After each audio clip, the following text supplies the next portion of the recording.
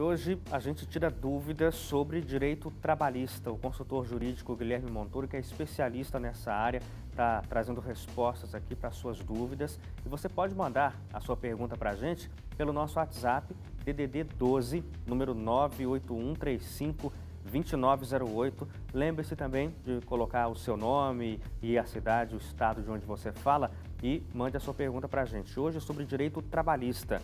Guilherme, tem uma pergunta aqui da Márcia, de Florianópolis, de Santa Catarina. Ela fala o seguinte: quando uma pessoa é desligada de uma instituição para a qual prestou serviços como autônoma, ela tem direitos trabalhistas como férias, 13º e essas coisas assim? Um autônomo teria direito por ter prestado, ela diz aqui que prestou serviço para a mesma empresa por 18 anos. Bem, se ela de fato era uma autônoma, não tem direito a férias, 13º, aviso prévio, que são verbas inerentes a um empregado mesmo. Agora, se essa relação ela foi rotulada como autônoma, mas na prática era uma relação de emprego, com aqueles requisitos da subordinação, onerosidade, habitualidade e pessoalidade, aí ela teria sim que buscar a justiça para reconhecer o vínculo desse período, e aí sim ela teria direito a essas verbas.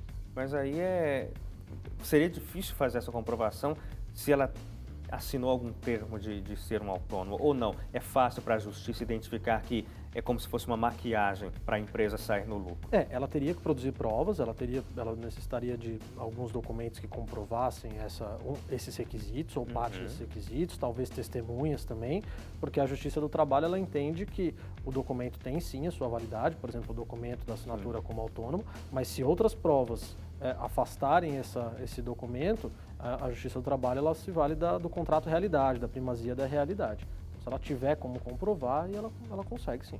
Claro. O Leonardo, do Rio de Janeiro, diz que trabalha numa empresa, recebe o vale alimentação, mas fala assim, olha, se algum funcionário falta ou chega atrasado, a empresa não recarrega e desconta os dias da falta. Ele pergunta se está correto isso. Essa questão do vale alimentação é regulamentado pela legislação trabalhista também ou depende de acordos? Então, na verdade, a questão do vale-refeição, ela está vinculada a negociações coletivas. Então, tem uma previsão geral em lei, mas ela tá vinculada a negociações coletivas, quer seja sindicato dos empregados com dos empregadores, ou a da empresa com o sindicato dos empregados seria um acordo coletivo. Então, tanto a forma de pagamento quanto o valor é regulamentado normalmente por normas coletivas. Mas me parece que numa situação como essa, como o vale alimentação está relacionado à necessidade do trabalhador se alimentar naquele dia de trabalho, se ele se ausenta, a empresa teria sim o direito de fazer o desconto do valor equivalente a esse dia. Para o mês seguinte, desconta o dia faltado. Deixa eu ver uma outra pergunta aqui, é do Everton, de São Leopoldo, do Rio Grande do Sul, diz que trabalha numa metalúrgica, manuseia um produto químico e ele fala assim, ouvi dizer que é obrigação da empresa lavar os uniformes porque a lavagem em casa traria consequências como contaminação para as outras roupas. É verdade isso? Bem, isso não é uma questão regulamentada em lei.